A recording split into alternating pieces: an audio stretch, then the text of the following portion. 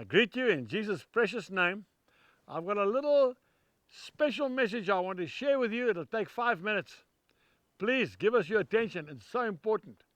I'm going to go straight to the word. We're going to read from the book of Daniel, chapter 5, and I'm just going to read a few verses. Now, this is King Belshazzar. King Belshazzar made a great feast for 1,000 of his lords, his leaders, and he drank wine in the presence of the 1,000. While he tasted the wine, Belshazzar gave the command to bring the gold and the silver vessels which his father, King Nebuchadnezzar, had taken from the temple which had been in Jerusalem.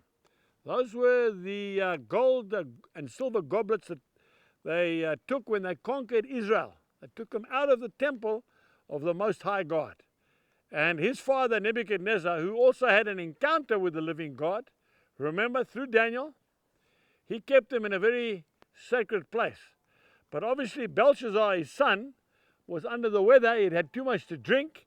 He was showing off, obviously, in front of his 1,000 lords, leaders, and he said, bring those gold goblets and silver goblets, and let us drink wine out of them. Verse 3, then they brought the gold vessels that had been taken from the temple of the house of God, which had been in Jerusalem. And the king and his lords and his wives and his concubines, that's like the woman that he lived with, the prostitutes, they drank from them. Verse 4, they drank wine and they praised the gods of gold and silver, bronze and iron, wood and stone.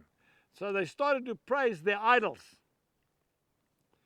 In the same hour, listen to this, the fingers of a man's hand, appeared and wrote opposite the lampstand on the plaster of the wall of the king's palace. And the king saw the part of the hand that wrote. Then the king's countenance, he got the fright of his life, folks. Can you imagine sitting there and a hand starts writing a message on the wall in your house? That's exactly what happened. And the king's countenance changed, and his thoughts troubled him, so that the joints of his hips were loosened, and his knees knocked against each other. Verse 7, the king cried aloud to bring in the astrologers, the Chaldeans, and the soothsayers, that's all the witch doctors, and the wise men of Babylon. Whoever reads this writing and tells me what its interpretation is, he says, shall be clothed, okay, with purple and have a chain of gold put around his neck, and he shall be the third ruler of the kingdom. Verse 8, now all the king's wise men came, but they could not read the writing or make known to the king its interpretation. It was written in a language that they did not understand. A hand wrote a message on the wall. Folks, this is an account given by unbelievers. Okay? Listen carefully now. Okay? They called the queen, okay, verse 10, because of the words of the king and his lords came to the banquet hall, and the queen spoke, saying, O king, live forever. Do not let your thoughts trouble you, nor let your countenance change. There is a man in your kingdom.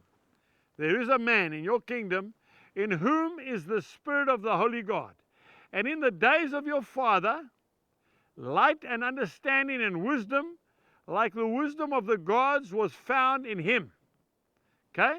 I just want to finish there. His name was Daniel.